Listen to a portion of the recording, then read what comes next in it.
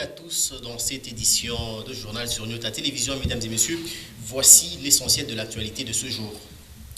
Au sommaire de ce journal, Antoine Gabriel Kyungu-Akumwanza est bel et bien en vie, contrairement aux rumeurs qui circulent sur les réseaux sociaux. Ce jeudi 17 décembre 2020, le président de l'UNAFEC a organisé un point de presse pour démentir cette rumeur. Au sommaire, toujours à l'enseignement primaire, secondaire et technique, les vacances de Noël seront avancées et débutent dès ce vendredi 18 décembre 2020. Et cela pour prévenir d'éventuels cas de contamination à la deuxième vague du coronavirus dans le pays. Dans ce journal, vous suivrez comment cette décision est accueillie dans différentes écoles de Lubumbashi. Faites bien de choisir votre chaîne pour vous informer. Ce journal s'ouvre par l'enseignement primaire, secondaire et technique. Initialement prévu pour le 23 décembre 2020, les vacances de Noël et de fin d'année débutent le vendredi 18 décembre 2020. L'annonce de ces vacances anticipées fait suite à l'annonce faite par le comité multisectoriel de lutte contre le coronavirus en République démocratique du Congo contre cette deuxième vague de contamination. Cette décision a été accueillie différemment par les responsables d'écoles de Lubumbashi. Un reportage de Augustin Célestin Muganza. Compte rendu de la réunion du comité multisectoriel de lutte contre la Covid-19. Pour ce qui est du niveau primaire, l'annonce des vacances anticipées pour les fêtes de fin d'année, telles que décidées par la Task Force présidentielle des luttes contre la Covid-19, n'a aucune incidence sur le calendrier scolaire de l'année en cours, confie un responsable d'école. Le gouvernement a pris une décision salutaire du fait que ça n'a pas perturbé le programme de déroulement des examens, parce que nous sommes pendant les examens, et que selon le calendrier scolaire, on devait terminer les examens le 18, effectivement. Et les calculs de points, les jours qui suivent jusqu'au 24 pour aller à la proclamation. Par contre, cette décision s'écoule le programme des classes du secondaire, obligé de perdre toute une semaine des cours. Effectivement, les enseignants dispensent leurs cours sur base des prévisions annuelles. Et cette année, nous l'avons commencé dans un contexte difficile du fait que les enfants avaient déjà des lacunes dues pratiquement au confinement qui a été décrété depuis le mois de mars passé. Cette anticipation des vacances, c'est déjà une bonne semaine qui tombe et l'incidence sera très remarquable. Face à cette décision, les parents et élèves sont donc interpellés pour éviter les lacunes constatées après les longs moments du confinement passé. Je demanderai aussi aux parents à la maison d'encadrer les enfants sur ce que nous donnons, nous, à l'école. Parce que quand nous leur donnons des devoirs et autres, les parents aussi peuvent tenter, s'ils n'ont pas le temps de chercher un répétiteur, afin qu'on puisse remédier à ces grands défis de l'année passée. Le confinement du mois de mars a fait que les enfants nous sont revenus pratiquement tête presque vide. Nous demandons aux parents d'encadrer correctement leurs enfants à la maison. On ne leur demande pas de se transformer en professeur, en enseignant, mais qu'ils demandent à leurs enfants de consacrer un moment où ils doivent être devant leur cahier à la maison en train de revoir les cours. Quand bien même le communiqué du comité multisectoriel de lutte contre la Covid-19 n'a pas été clair sur la suite de cette décision, les responsables des écoles, parents et élèves espèrent reprendre le plus tôt que possible le chemin de l'école dès janvier 2020, tel que arrêté par le calendrier de l'année scolaire 2020-2021. Et en politique, une rumeur circulait depuis un temps sur la prétendue mort de Antoine Gabriel Kyungu-Akumwanza. Et bien, retenez que le président de l'UNAFEC, Antoine Gabriel Kyungu-Akumwanza, est bel et bien en vie. Et ce jeudi 17 décembre 2020, il a organisé une conférence de presse qui a débuté par une tournée dans sa résidence privée. Une façon, selon lui, de démontrer aux yeux du monde son endurance physique ainsi que politique. Gaylor Chamba-Griffon était sur place.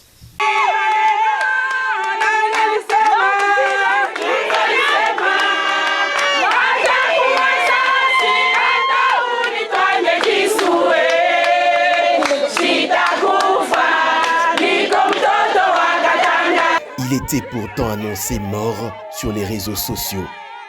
Contre tout autre rimeur, Antoine Gabriel Kyungwa Kumwanza se porte bien. Voilà, pour démontrer son endurance physique et même politique, le président national de l'UNAFEC a organisé 2 activités. D'abord, une tournée de sa résidence, accompagnée par quelques membres, mais surtout les femmes du parti. Juste après, Kyungwa Kumwanza a été devant le chevalier La Plume du micro dans un point de presse. Qui a divisé les Katangais? Et dans tout ça, on a 4 Katanga. Qu'est-ce que Félix a à voir là-dedans? Qu'est-ce que le chef de l'État, Fachi, qu'est-ce qu'il a à voir là-dedans? Qui, au lieu d'un seul Katanga, moi qui vous parle, je suis un des grands leaders qui a combattu pour ce Katanga. Toutes les questions dès l'heure ont été passées au peigne fin, y compris la rumeur sur sa prétendue mort. Ça peut vous étonner, je n'ai pas mes poumonnets pour dire, démentir ou dire je ne sais pas quoi. Nous sommes très occupés à mettre hors d'état de nuire les ennemis du peuple. Le point important que nous allons décortiquer avec vous, c'est celui qui concerne la grande confusion dans les esprits des Katangais. Le vivre ensemble, la vigilance de Katangais, le numéro 1 de l'UNAFEC a également mis en garde ceux qui bloquent à tout prix le chef de l'État congolais. Bongo Wabale ba FCC leo hii banasema banatukia nani Fachi anatukia Makatange, Fachi Bakasai wanataka kudomine Mkatanga. Njoo ile sujet kuna niuji sana. Fachi alikutana 4 provinces ya Katanga. Katanga divisé en 4. Fachi njoo alikatulula Katanga. Kule mulikatulula Katanga. Fachi alikuya yako. Tunayo mulikatulula Katanga juu muibe mukwe mafashi mwanzo kuiba mafranga vile munataka. Alors, mwasema attention Bakatanga para kujifaire trop hapana ile iko distraction juu banabaweka peupe na nguvu yetu shebo wote tulisema batoke. L'union sacrée prônée par le chef de l'État, c'est doit un accompagnement de tout le monde, a-t-il déclaré.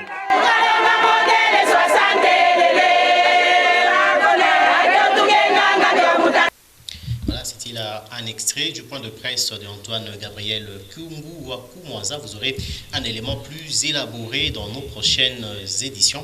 Mais nous allons rester toujours à l'UNAFEC dans la province du Haut-Katanga. Après cette conférence de presse tenue dans la salle des réunions de la résidence privée du président national de l'UNAFEC, les mamans, disons mieux, les femmes de ce parti cher à Antoine Gabriel Kyungwa Kumwanza ont prononcé un discours de soutien au bureau d'âge de l'Assemblée nationale, plus particulièrement à l'honorable Aminata, qui, selon ces femmes de l'UNAFEC, subit une forte pression de la part du Front commun pour le Congo, après s'être rangé derrière l'initiative initiée par le président de la République, Félix Antoine Tshisekedi Tshilombo. Nous, mamans de l'UNAFEC, mamans fédéralistes et Amazon, avons suivi par la voie des ondes des propos de menaces, d'intimidation, des propos injurieux à l'endroit de l'honorable Aminata, femme forte, femme de valeur, femme de distinction, tout simplement parce qu'elle a bravé la peur en décidant d'accompagner le chef de l'État, son Excellence Félix Antoine Tshisekedi Tshilombo, dans sa vision de réunir tous les filles et fils de la République démocratique du Congo dans l'union sacrée de la nation, pour le bonheur du peuple congolais. De tout ce qui précède, nous, mamans de l'UNAFEC, mettons en garde les caciques du FCC nous disons fini la récréation. Amen. Le Congo n'est pas leur bien privé. Et nous exhortons les autres femmes honorables députées nationales de suivre l'exemple de la vaillante honorable Aminata. Nous disons félicitations honorables, les femmes de l'UNAFEC sont derrière vous. Poursuivons ce grand rendez-vous de l'actualité, mesdames et messieurs. Nous allons parler santé à présent avec la situation épidémiologique du coronavirus en République démocratique du Congo. 159 nouveaux cas de Covid-19 ont été confirmés pour la journée du mercredi 16 décembre 2020, dont 133 à Kinshasa, ville-province de Kinshasa, capitale de la République démocratique du Congo, 23 au Congo central, 1 dans le Haut-Katanga. Le bulletin du secrétaire du comité multisectoriel de lutte contre la pandémie rapporte également qu'il y a eu 2 nouveaux décès et 151 guérisons. Ainsi, le cumul des cas depuis le début de la pandémie le 10 mars dernier est de 15 089 cas confirmés, dont 13 010 personnes guéries contre 365 personnes décédées. 22 provinces de la République démocratique du Congo, toujours touchées par la pandémie de Covid-19, et le Haut-Katanga occupe la 3e place en nombre avec 404 cas confirmés de Covid-19. Nous allons nous rendre cette fois-ci dans la commune annexe Kamatete. C'est ce quartier situé au bloc Kassapa, après la prison, ce quartier qui a bénéficié d'une borne fontaine pour desservir en eau potable la population du coin. En plus d'un don d'un minibus de transport a été fait à la coordination de l'ASBL Les Amis de Yannick Lumbu Ngoy. Par ses actions, l'honorable Yannick Lumbu compte autonomiser ses amis pour certains besoins primaires. Suivez ce reportage de Pascal Mangala Marmotte. Ceci n'est pas qu'un simple slogan, mais bien plus une politique de l'honorable Yannick Lumbu Ngoy. Lui-même, promoteur de l'ASBL Les Amis de Yannick Lumbu, s'est investi à matérialiser ce projet. Le quartier Kamatete, situé dans la commune annexe bloc Kassapa Prison, est le premier bénéficiaire. Une borne fontaine avec une capacité de fournir en eau potable des dizaines de familles dans les meilleures conditions a été inaugurée ce jeudi 17 décembre 2020, et ce à la grande satisfaction de la population du coin. Monsieur Jean-Jacques Kitenge, directeur de cabinet du député national élu de Lubumbashi, a aussi remis un minibus de transport avec tous les documents de bord à la coordination de l'ASBL Les Amis de Yannick Lumbu. Votre bus est assuré. Il est assuré pour toute une année.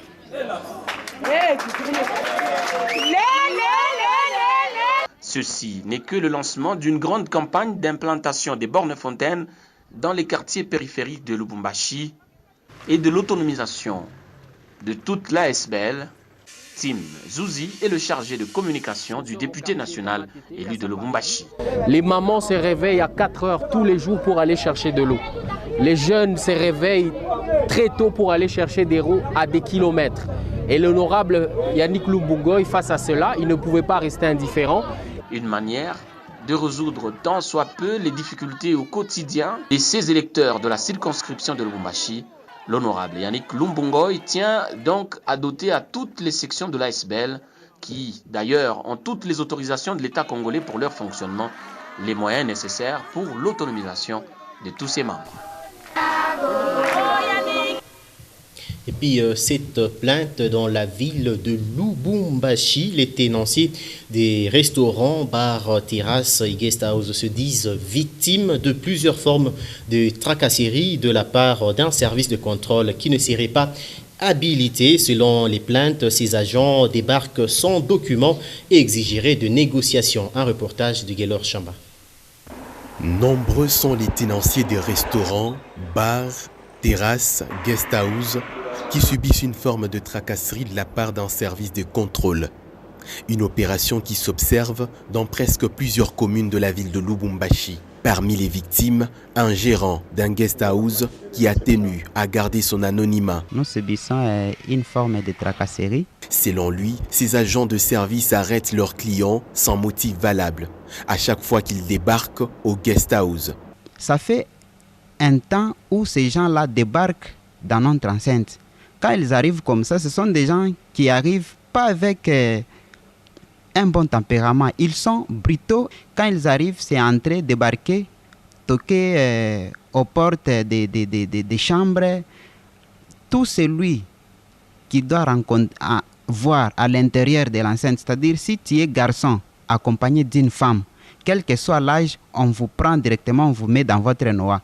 Certains services de sécurité de Lubumbashi seraient déjà informés de cette situation et des enquêtes seraient déjà en cours pour mettre la main sur ces services non encore identifiés, affirment ces gérants. Nous travaillons avec ANER Ville, ANER Commune, PTS, BPJ, les bureaux de renseignement général de la police. Tous ces services-là, j'ai déjà donné les rapports et ce n'est même pas moi. À chaque fois le matin, quand on arrive là au bureau pour donner nos rapports le matin, on trouve toujours les plaintes de ces gens-là. À présent, ces petites entreprises travaillent presque à perte suite aux désagréments leur infligés. Nous sommes en faillite, premièrement.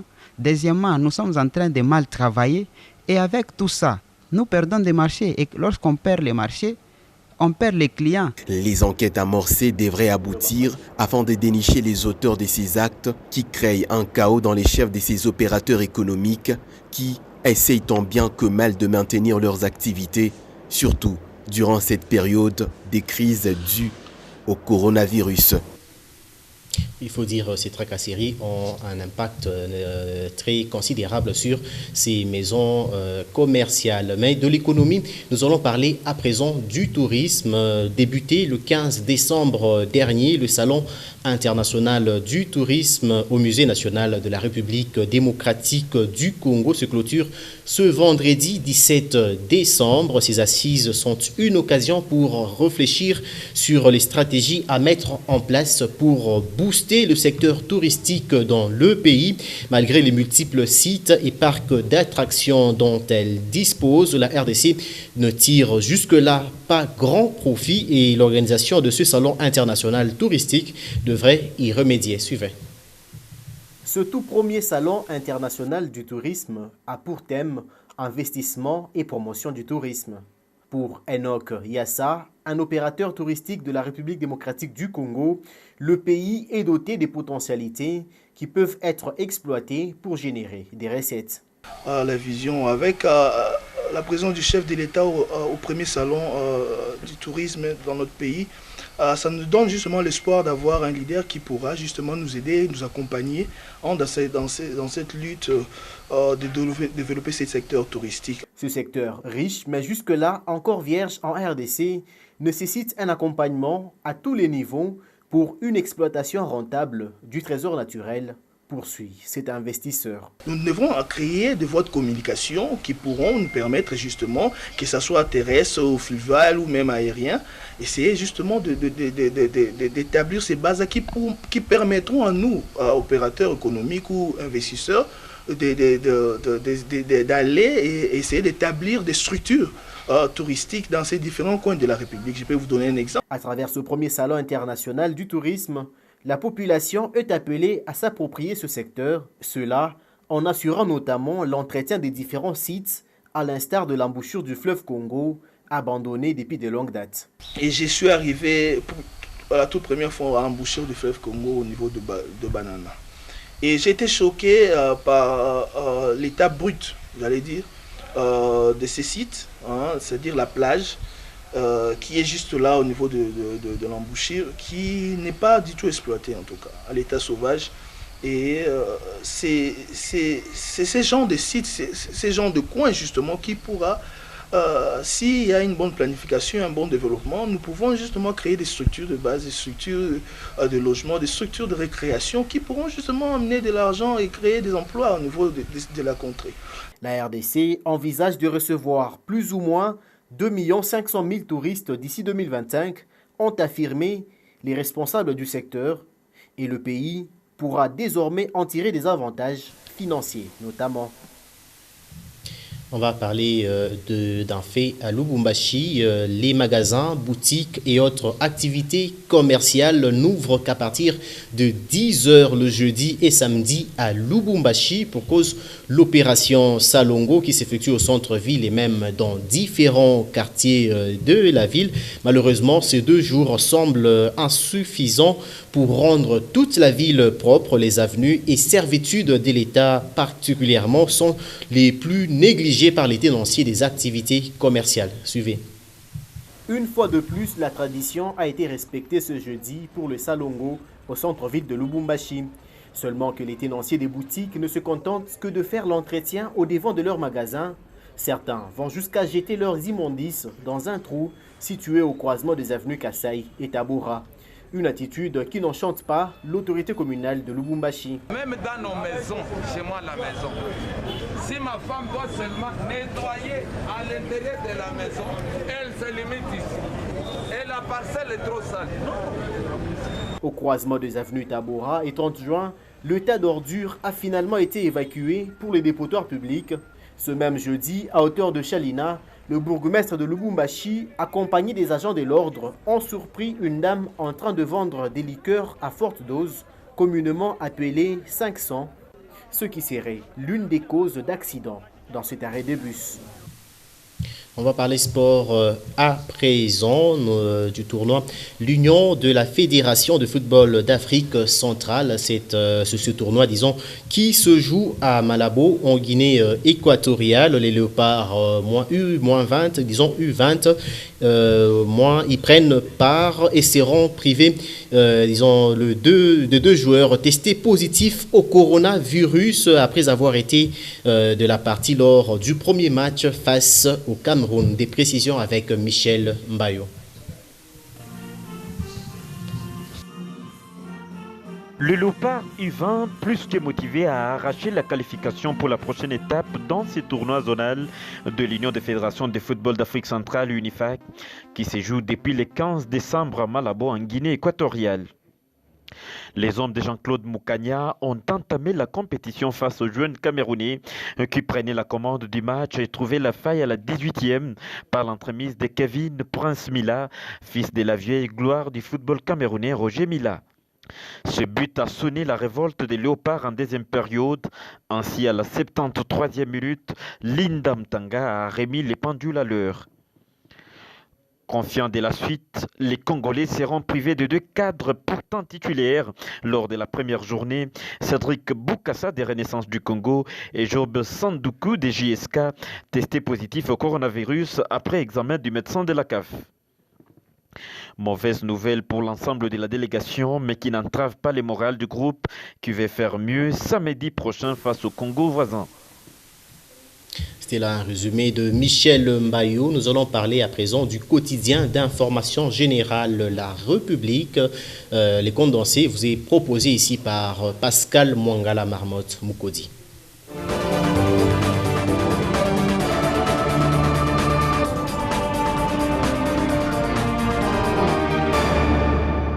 De FCC Cash à Union Sacrée, Fachi impose sa marque. C'est la une du numéro 1085 du journal La République, paru ce jeudi 17 décembre 2020 à Kinshasa. Bienvenue, mesdames et messieurs, à votre lu pour vous sur votre chaîne.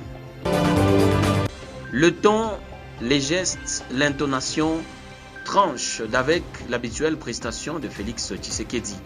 Désormais, il faut s'habituer avec un Tshisekedi conscient de son plein pouvoir et de sa pleine responsabilité dans la gestion de la République. C'est certainement ce qui alimente la hargne avec laquelle le chef de l'État récupère la bride pour pouvoir, le moment venu, justifier son bilan. Félix Tshisekedi s'est présenté devant les députés et les sénateurs dans un contexte marqué par la fin de la coalition qu'il composait avec le FCC, la plateforme de son prédécesseur Joseph Kabila. Il n'a pas fait de grandes annonces, il s'est contenté de dresser un bilan mitigé de l'action gouvernementale pour l'année en cours. Selon lui, le dysfonctionnement de l'alliance qu'il avait nouée avec son prédécesseur Joseph Kabila n'a pas permis d'atteindre les objectifs fixés au début de son quinquennat. Pour corriger le tir, Il a annoncé qu'il allait procéder à la formation d'un gouvernement pour l'union sacrée de la nation qui travaillera en harmonie avec le chef de l'État à l'issue du travail de l'informateur. Conséquence, Sylvestre Ilunga, le Premier ministre et proche de Kabila, devrait perdre son poste. Selon un proche de l'ex-président, il est trop tôt pour attribuer la majorité à Félix Tshisekedi. Il devrait le démontrer soit par l'élection de ses proches dans le nouveau bureau de l'Assemblée nationale ou par la destitution du Premier ministre par une motion. Sur la même page, au Sénat, Tambwe Mwamba refuse de démissionner, est aussi à lire. Le président du Sénat, Alexis Tambwe Mwamba, a présidé ce mardi 15 décembre la cérémonie de clôture de la session ordinaire de septembre. Selon la radio Okapi, au cours de son allocution, Alexis Tambwe Mwamba aurait promis de démissionner dès la réception de la pétition contre lui et son bureau. Selon certains sénateurs, la pétition contre le président du Sénat et son bureau aurait déjà réuni plus de 70 signatures sur les 109 sénateurs. Steve Wemby, communicateur du président du Sénat, a démenti cette information de Radio Okapi en indiquant qu'Alexis Tambwe Mwamba n'a jamais dit aux médias ni au cours de la séance plénière clôturant la session de septembre 2020 qu'il allait démissionner dès la réception de la pétition contre lui et son bureau. Coronavirus, la RDC sous couvre-feu à partir de vendredi, le confrère en parle sur la page 4. Un couvre-feu va être instauré à partir de vendredi dans toute la République démocratique du Congo face à la deuxième vague du Covid-19 qui touche surtout la capitale Kinshasa, a annoncé la présidence mercredi. Cette mesure sera en vigueur de 21h à 5h du matin, a détaillé la présidence du plus grand pays d'Afrique subsaharienne. La RDC, qui compte plus de 80 millions d'habitants, est relativement épargnée en nombre total de cas, un peu moins de 15 000 pour 364 décès depuis le 10 mars, selon les chiffres officiels, contre par exemple plus de 860 000 en Afrique du Sud. Mais une hausse est enregistrée depuis quelques semaines avec 345 nouveaux cas, dont 298 à Kinshasa, selon le dernier bulletin des autorités sanitaires qui font également état de 6 nouveaux décès mardi. L'interdiction des cérémonies festives et des réunions de plus de 10 personnes a également été décrétée à la veille des fêtes de fin d'année. Une triste exclamation sur la page 2, Média, Sarah Fanny da Cruz tire sa révérence. Sarah Fanny da Cruz, une journaliste et présentatrice du journal télévisé à Digital Congo TV, émettant depuis Kinshasa en RDC, est décédée le mardi 15 décembre 2020 au Maroc, où elle s'est rendue quelques jours plus tôt pour ses soins médicaux. L'annonce de sa mort a créé un grand émoi dans le microscope journalistique congolais. Des témoignages recueillis attestent que de son vivant, Sarah Fanny da Cruz était une des présentatrices phares du pays. La disparition de cette ancienne de l'Institut facultaire des sciences, de l'information et de la communication EFASIC laisse un vide dans la corporation. Sport enfin, sur la page 11, Fekofa, Florent Ibenge de retour à la tête des Léopards. C'était dans l'air, mais c'est désormais officiel. L'entraîneur de l'ASV Club de Kinshasa, Florent Ibenge, est de retour en sélection nationale. Un an après sa démission du staff technique, il vient d'être nommé à la tête de l'équipe nationale A'. La Fédération congolaise de football l'a fait savoir dans un communiqué ce mardi. Jean-Florent Ibenge Ikwangé est nommé sélectionneur des Léopards A' sur la décision de la FECOFA du 15 décembre 2020. Le sélectionneur national, vainqueur du CHAN Rwanda 2016, conduira les Léopards A' à la 6e phase finale du championnat d'Afrique des Nations prévue du 16 janvier au 7 février 2021, précise le communiqué. Fin de celui pour vous sur votre chaîne et dont l'intégralité est à retrouver sur www.nyota.net. Merci à tous de l'avoir suivi et surtout, tâchez de quitter ce monde en l'ayant rendu un peu meilleur que vous ne l'aviez trouvé.